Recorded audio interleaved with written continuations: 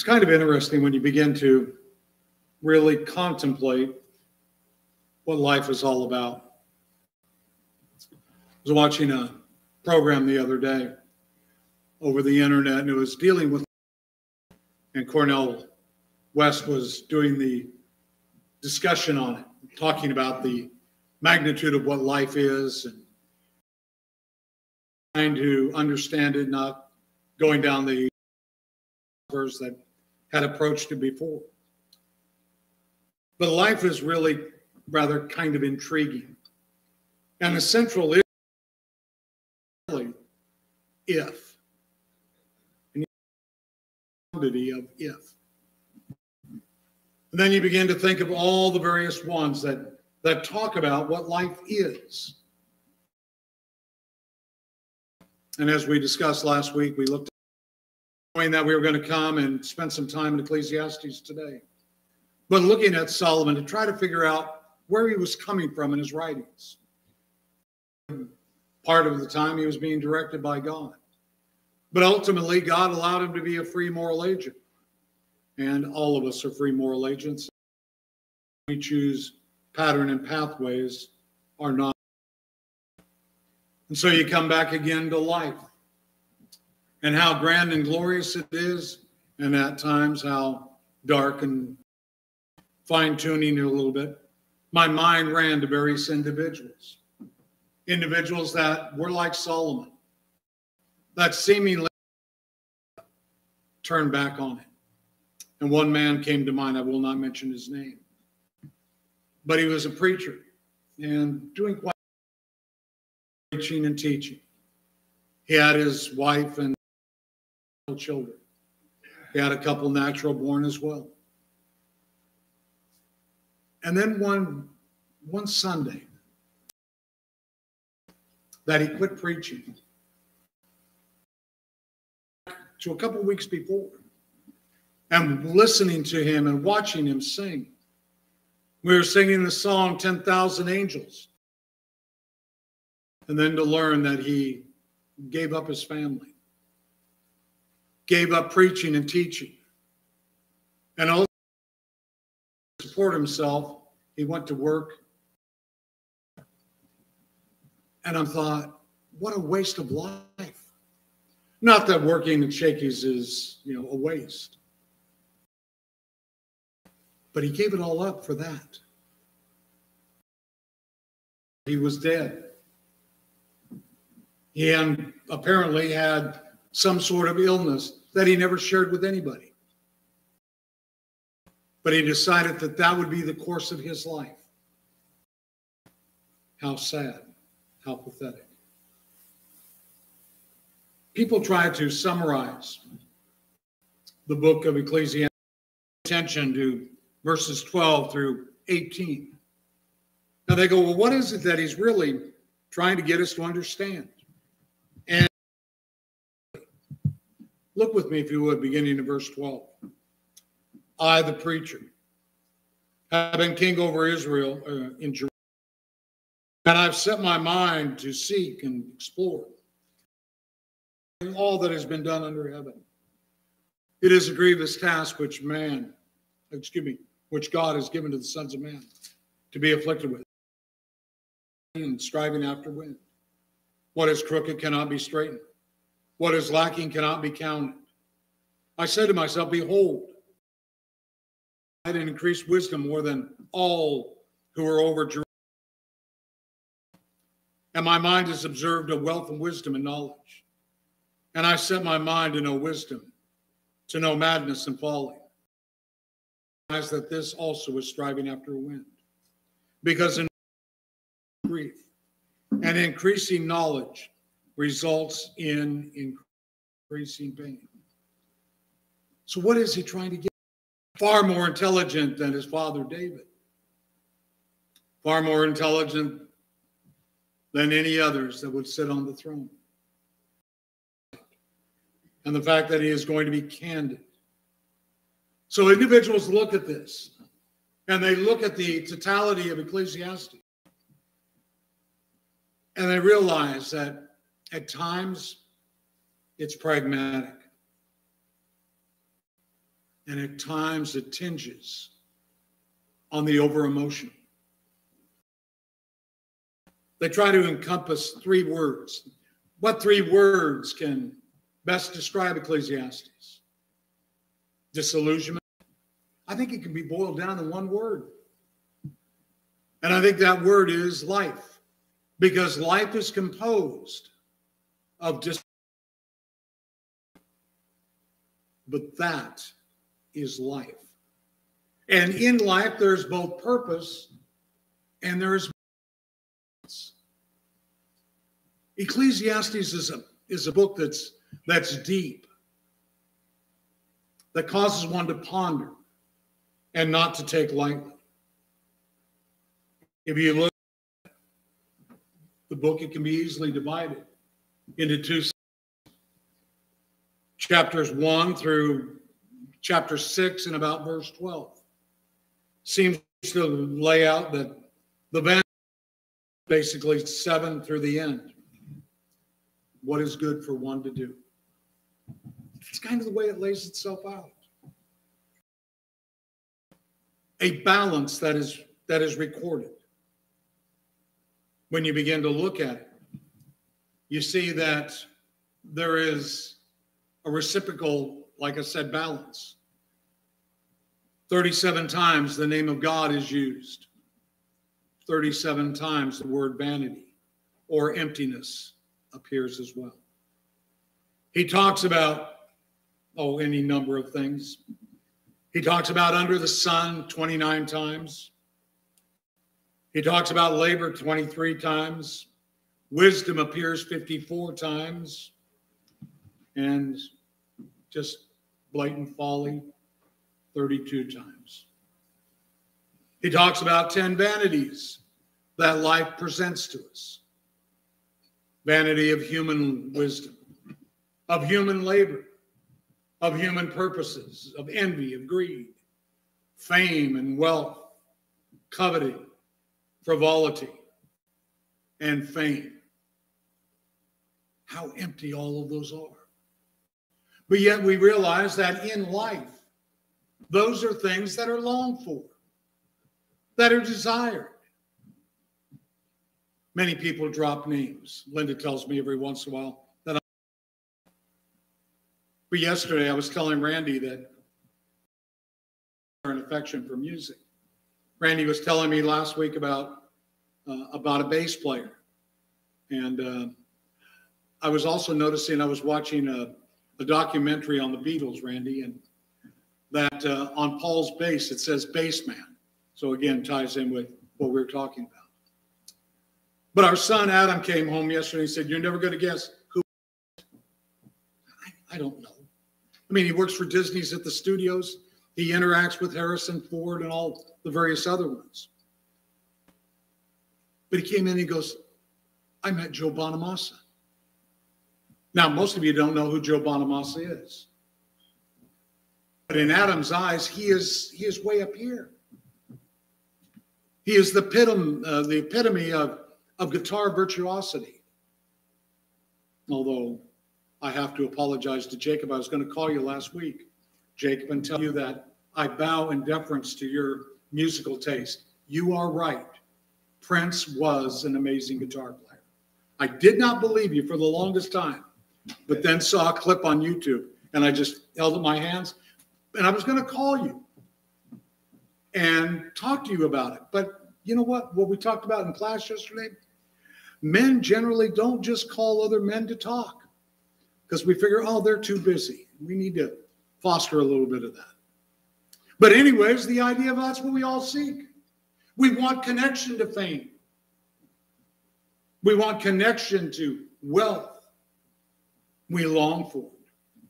Well, as the book of Ecclesiastes goes on, it deals with all of this. And Solomon is very candid when he talks about and discusses that there is failure in finding satisfaction in nature, in science, in wisdom or philosophy. There's also failure to be found in wanton pleasure all the time. in materialism, in narcissistic approaches to life, self-centeredism, and wealth. And as we talked about last week, Solomon embraced all of those. And now here in Ecclesiastes, he writes and lays it all out for us. And so as we get into an investigation of it, we're not going to finish it this morning. We'll come back, deal with it this afternoon. And chances are we might even have more to look at next Sunday morning. Because as we start a new year, it is another year of life. And life should be celebrated each and every day. But it should be celebrated in such a way that we don't have to apologize to the God of heaven for the way we live life. And that we can find a balance, how to please God and how to enjoy life. Because God brought it together for us in such a way that we can have both. And we can have it abundantly. Because to enjoy life doesn't mean that it involves sin or an alienation away from God. I thoroughly enjoyed yesterday morning having John and Jason come over, and we were talking about various things and talking about setting priorities and how important our time frame is and dealing with time management to a degree. In life, the little things really mount and really matter. But we also have to realize that as Solomon gets into it more in depth, he begins to talk to us about the world as we know it. So go over into the 7th chapter of Ecclesiastes and drop down with me into verse 20. In verse 20, indeed, there is not a righteous man on earth who continually does good and who never sins. Well, Paul tells us the same thing. For all have sinned and fall short of the glory of God. If you're there in Ecclesiastes 7, look down at verse 29. Behold, I found only this, that God made man upright, but he has sought out many devices. We live in a world that is broken. And it is broken because of sin. And a fact of life is that bad things happen to good people all the time. Even as we were surrounding the table and a little bit before as we were laying by in store, Austin even talked about. He said, just because we are baptized into Christ does not put a seal around us where we're not going to face any difficulties.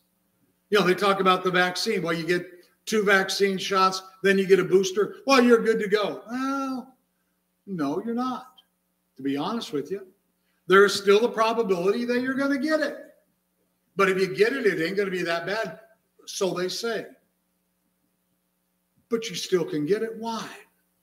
Because illness and disease and challenges in life are part of what life is all about. And it is that way because of sin. When sin entered into the world became broken. God then implemented his plan that ultimately led to the coming of the Christ.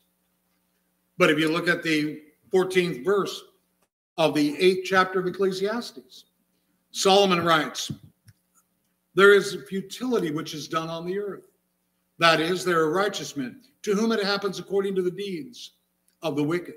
On the other hand, there are evil men, to whom it happens according to the deeds of the righteous. I say this too is futility. In other words, bad things happen to good people. And good things happen to bad people. It's just part of life. Now, that is a harsh reality. Because no matter how good I try to do things, doesn't mean that I'm going to go through life unscathed. Time and chance overtake all of us. Oh, that's what he writes in the 9th chapter. Look at verses 11 and 12. Because Solomon is on a roll now, and he's getting into this precision, if you would. But look at Ecclesiastes 9:11. I again saw under the sun that the race is not to the swift, and the battle is not to the warriors, And neither is bread to the wise, nor wealth to the discerning. He goes on to say, nor favor to men of ability, for time and chance overtake them all. Moreover, man does not know his time, like fish caught in a treacherous net, and birds trapped in a snare. So the Son of Men are ensnared at an evil time, when it suddenly falls on them.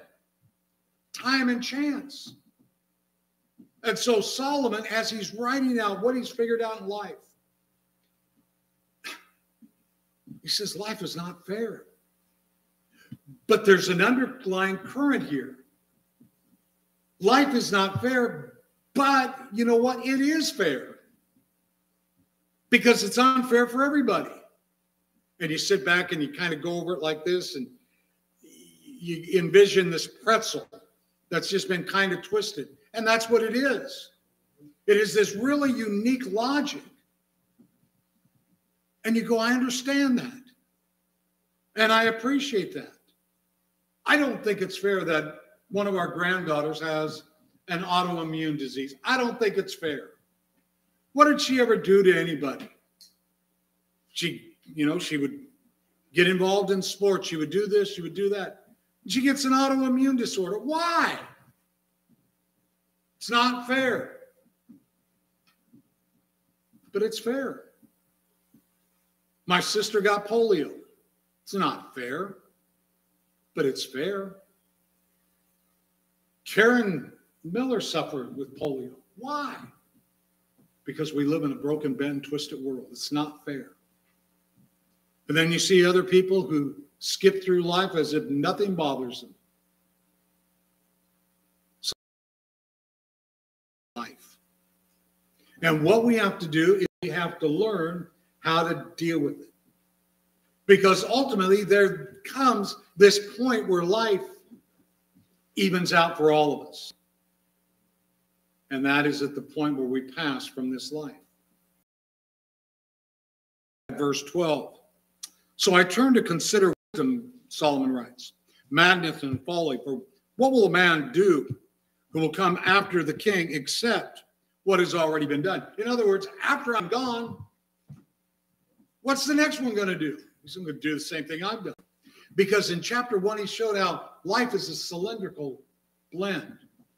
It goes in this really neat cycle. And then there's nothing new under the sun. And we sit back and go, yeah, there is. No, there isn't. What Solomon wrote millennia ago, more than 2 millennia ago, still is true today. And it will remain true as long as mankind inhabits the earth. Because primarily we are the same as they were. Solomon talks about the various things we struggle with. Oh, they didn't have the toys we have. But they still had the same basic wants and desires of a human. Same thing. Desire for money, desire for entertainment, desire for leisure time, desire for fame, for notoriety, family life. Whether or not we're going to exemplify family life and put it first and prioritize it. Where we're going to put our career and those aspirations. Where we're going to put God into the equation. All of those things he talks about here. And so we come down to where we are right now. We deal with the same things. It's one of the things we were talking about in the men's class yesterday morning about setting priorities. And how men don't take time, for the most part, to really put their families in a proper position. They're out working, trying to make more and more and more, trying to secure a well-being for their family. Laudable. But it can never be done at the expense of the family. Because the children need the father there. I relish, I hold on with the times that Linda and I sat down on the floor with the children. Children make it sound like they're little. They were not children, they're urchins. Anyways, sat down with those boys and played games with. It was a lot of fun. A lot of fun. Times we'd run around the house shooting projectiles at one another. It was before they had good Nerf guns. But we found stuff to shoot. Would that we had had the good Nerf guns we had now, that would have been fun. But I enjoy those times. And that's what really children need. They need that time to play. They need that time to interact. They need the time for the parents to sit down and read with them. Read a storybook. I love reading to little kids. I'll have to make an appointment with Isaiah to read to him. Linda tells me he's got this one book that makes noises. Oh, I love making noises. And all sorts of noises. I love that. Children need that time. Solomon talks about it here. And he says all of these things are relative to any time frame. But watch what he goes on to point out. Verse 13. I saw that wisdom excels folly, as light excels darkness. The wise man's eyes are in his head, but the fool walks in darkness. And what he's talking about direction and the setting of priorities. That's what he's talking about. So you have priorities. Yes, you got a relationship with God. Got to have that balance. Remember 37 times? But you also have to have priorities in life, and you have to plan. We talked about that yesterday. You've got to plan, and then you've got to present your plan before God. Here's what I'm going to do. You have a sense of accountability now. I've verbally articulated this to God. I now am responsible for what I said. Same thing with our families. Here's what I'm going to do. You hold me to it. Solomon touches all these things that social scientists today talk a lot about. Going through college, I remember looking back on it and seeing where so much of what is discussed in the scriptures is what the social scientists have now discovered. Now, that was second or third time I went back to college. After I became a Christian, went back. And then I began to really see the profundity of God's word and just how germane it is to us today. The wise man's eyes are in his head, but the fool walks in darkness. Last part of that verse. Yet I know one fate befalls them both. We're all going to die. We don't like to think about it. We don't want to go over it all, but you know what? It is going to happen. And when you sit back and you look at just how bent and how twisted the world is, and you realize that ultimately that time is going to come when we're going to pass from this life. And we share that in common. So when you go through life, you know what you're going to notice, and Solomon touches on it. In chapter 1, verses 3 through 10, he said, you can't change nature. You can't. Nature is going to go on its course no matter what you do. There's endless cycles that are exhibited in nature. We rotate around the sun at the same speed. Not more, not less. You can't change that. And I realize mankind's talking about all the things that we need to change and alter and do. Nature is going to find a way. Always will, always has. In the second chapter, he talks about how all human endeavor is at best temporary. That's all it is temporary. The wise man and the fool will soon be forgotten. That's what we're looking at here in the second chapter. It's going to happen. I don't care how wise you are. William Buckley was said to be a really wise man. He had a tremendous vocabulary. How many people know about William Buckley now? I mentioned about Cornel West. Do many of you even know him? I mean, he is a noted scholar. Victor Davis Hanson, intelligent man. they go the way of the buffalo. They're extinct. Everything that we do is temporary. And Solomon talks about that.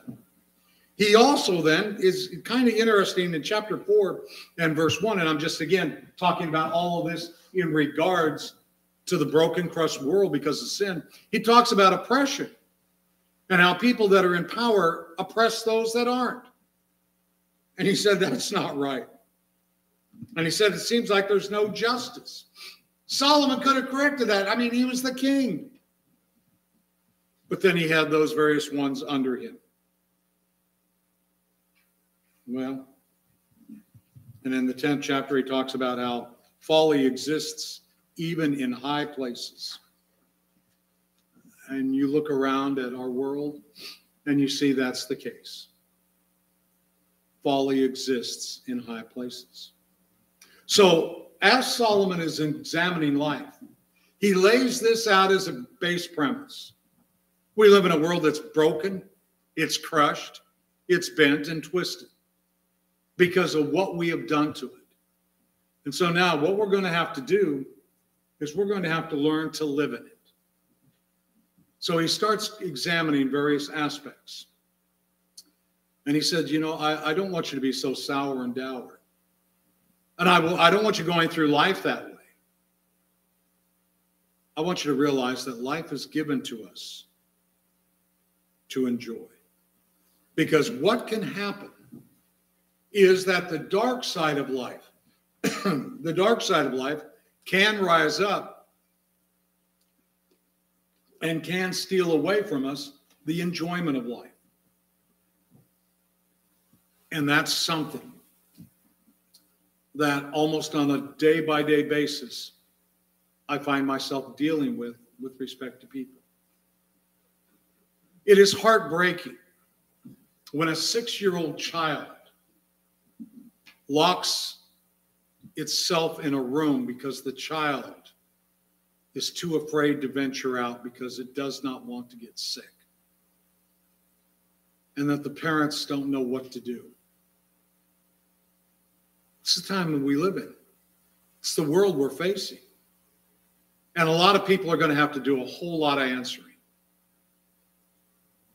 But a lot of people have retreated, not just now, but each and every day, and moved away because of the dark side of life and the oppression that it brings onto them.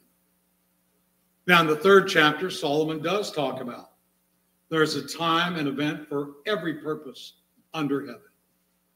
And we'll look at that a little bit more later on. But I wanted us to leave on a little bit more upbeat note.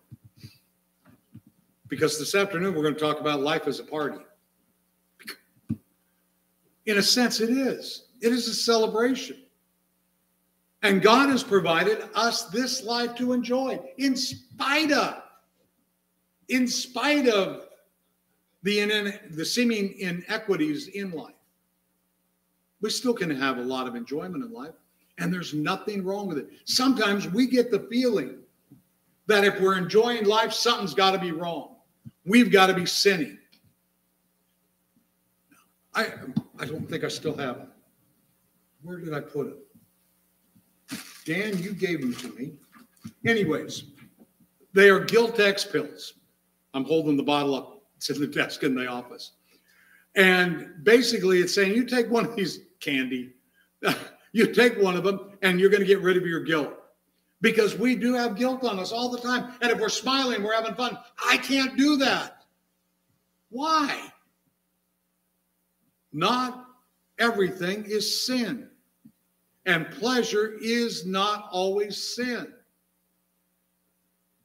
And so we need to realize that life, God wants us to get the most out of this life. And we'll talk about that this afternoon. Because we don't want to live in that shell.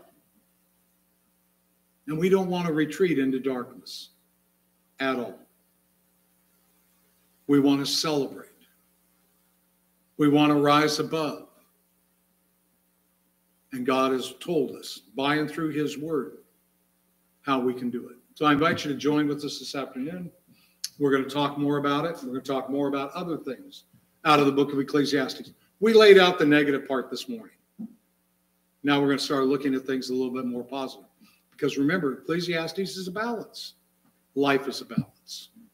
Well, if there's anyone here whose life is out of balance, that you never put on Christ in the waters of baptism, then by all means, we'd love to sit down and talk with you about it, to discuss what it would take for you to become a child of the God of heaven.